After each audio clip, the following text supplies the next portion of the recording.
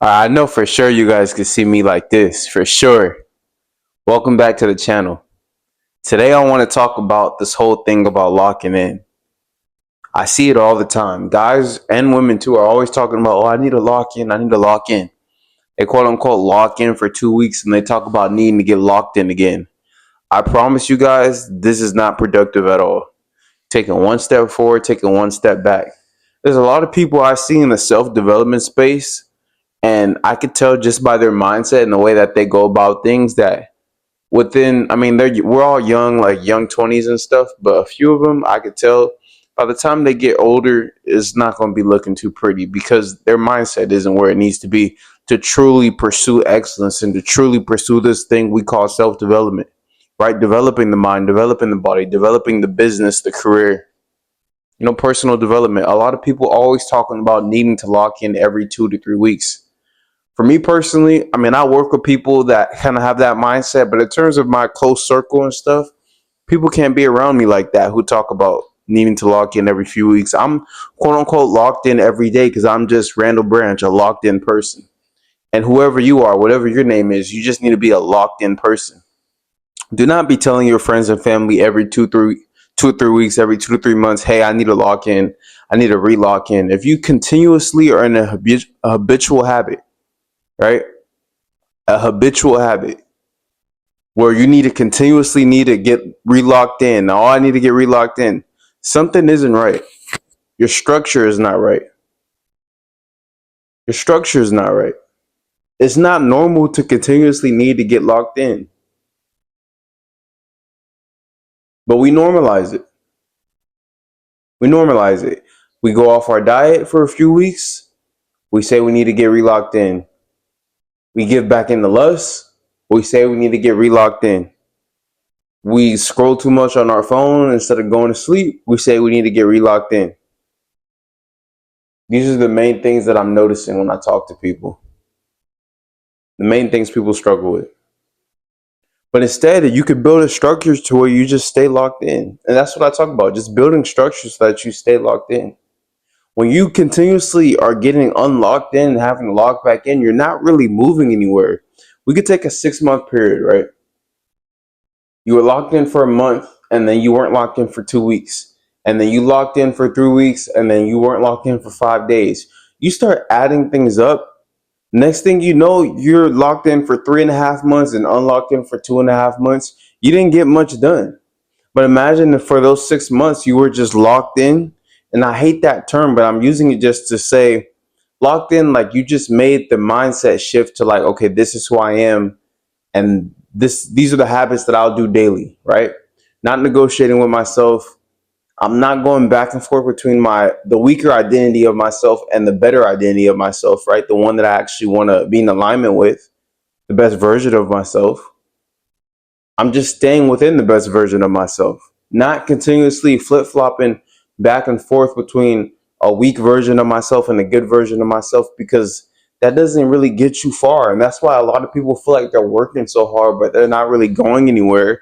And it's because when you look at things in a bigger scope, they're not really as consistent and as disciplined and as structured as they think that they are, because they have to continuously get relocked in. Don't relock in. Just stay locked in. Just stay focused. Just stay within alignment within the best version of yourself. Again, if you need help with that, check the description if you want to speak to me one on one or work with me one on one.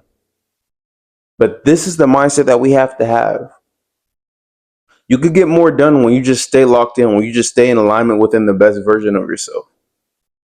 Most people don't. And then most people look back and they wonder, well, why am I not getting the results I want?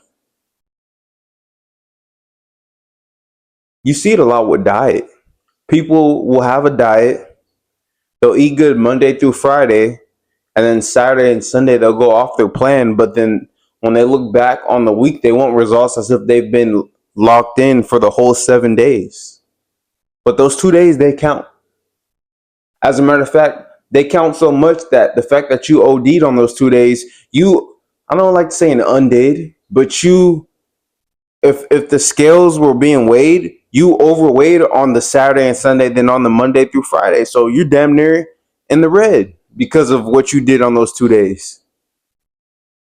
Lust. A lot of men struggle with lust. A lot of women struggle with lust. Y'all think it's men. A lot of women struggle with lust too. Everybody struggles with lust.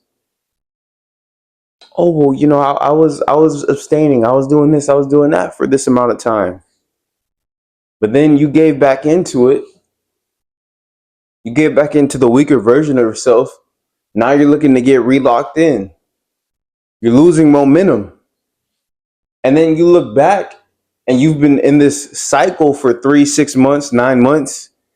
And you're like, well, damn, I took one step forward, but you still have the mindset as if you've really been doing more than what you think you've done. So you kind of feel bad because you're like, well, I thought I would get more out of this. Oh, it doesn't work. No, it still works. The deficit works. A calorie deficit works. Not watching the P word works.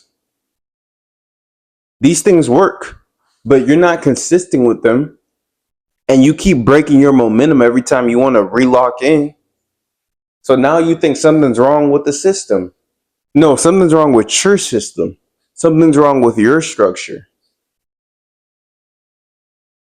That's what it is. And a lot of people I talk to, it's not just young people, 30s, 40s, just people in general. I don't really think nowadays you could really separate people by age because we're all on social media. We all, like, everybody's kind of, we do have some different things, but I feel like back in the day, like, the difference between a 30-year-old and a 60-year-old or a 25-year-old and a 45-year-old would have been more drastic. And I believe now in 2026 is not as drastic. So there's people struggling with like the same things across age. You would think a man who's 35 isn't necessarily struggling with the same things that a 23-year-old man might be struggling with. But in today's world, a lot of people are struggling with the same things throughout age. And people are looking to get relocked in. People think it's normal. I love making videos about mindset because your mindset really determines your life.